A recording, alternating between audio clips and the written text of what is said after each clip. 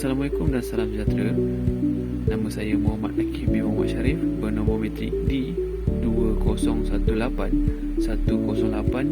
D2018-108-3859. Hari ini saya akan menerangkan satu tajuk yang diberi sektor informal di bandar. Baiklah, untuk definisi apa itu sektor informal di bandar. Sektor informal di bandar merupakan sektor ekonomi yang tidak rasmi, bersifat sendiri dan bermodalkan sendiri, dan tidak membayar cukai kepada pemimpin. Terdapat beberapa faktor yang menimbulkan ataupun mewujudkan sektor informal di bandar. Antara faktor yang pertama ialah latar belakang pendidikan. Latar belakang pendidikan membawa maksud bahawa seseorang individu itu mempunyai latar pendidikan yang rendah, lalu mewujudkan satu ekonomi informal di kawasan-kawasan bandar. Faktor seterusnya adalah urbanisasi. Urbanisasi membawa maksud bahawa perpindahan masyarakat daripada luar bandar ke bandar. Apabila mereka berhijrah ke kawasan bandar, mereka membina sebuah perniagaan kecil lalu mewujudkan sektor informal di bandar. Faktor yang seterusnya ialah faktor pendapatan rendah. Faktor pendapatan rendah di kawasan-kawasan bandar menyebabkan wujudnya sektor informal di bandar seperti perniagaan kecil di tepi jalan untuk menampung pendapatan harian masyarakat di bandar. Faktor yang seterusnya adalah latar belakang keluarga. Faktor latar belakang keluarga membawa maksud bahawa bagaimana sebuah keluarga itu menyara keluarga mereka. Sebagai contoh, seorang isteri yang kehilangan suaminya menyara keluarganya dengan cara membuka sebuah perniagaan kecil dan mewujudkan sektor informal di bandar. Faktor yang seterusnya ialah faktor mengisi masa lapang. Faktor mengisi masa lapang membawa maksud bahawa sesebuah individu ataupun keluarga yang telah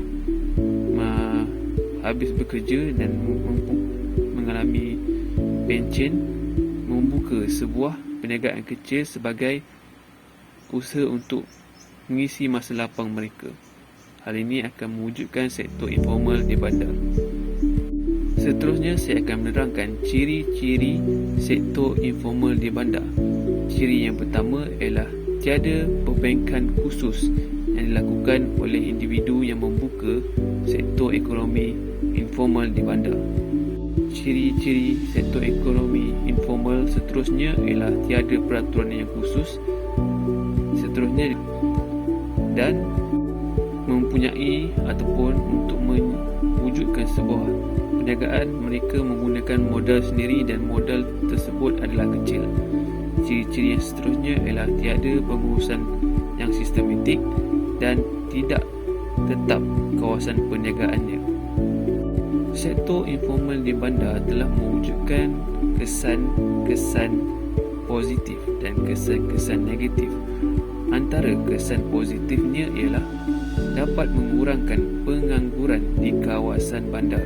Hal ini membawa maksud bahawa apabila wujudnya sektor informal di bandar, peluang pekerjaan akan terbuka untuk penduduk setempat. Hal ini akan mengurangkan pengangguran di kawasan setempat itu.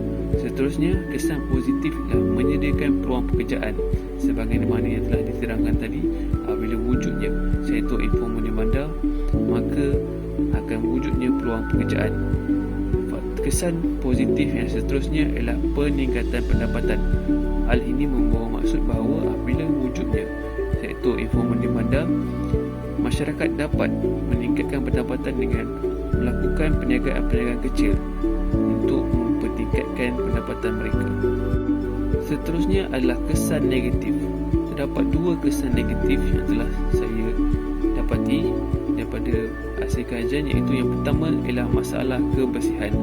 Hal ini membawa maksud bahawa apabila berlakunya sektor informal di bandar, maka akan berlakunya kawasan-kawasan yang mengalami pertambahan pembuangan sisa-sisa hasil daripada perniagaan yang tidak terurus. Dan seterusnya, kesan negatif ialah tiada budaya profesional dalam bekerja.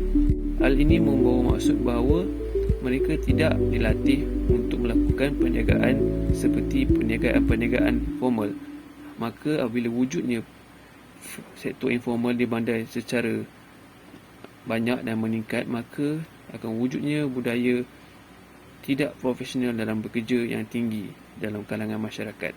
Sekian sahaja daripada saya. Terima kasih.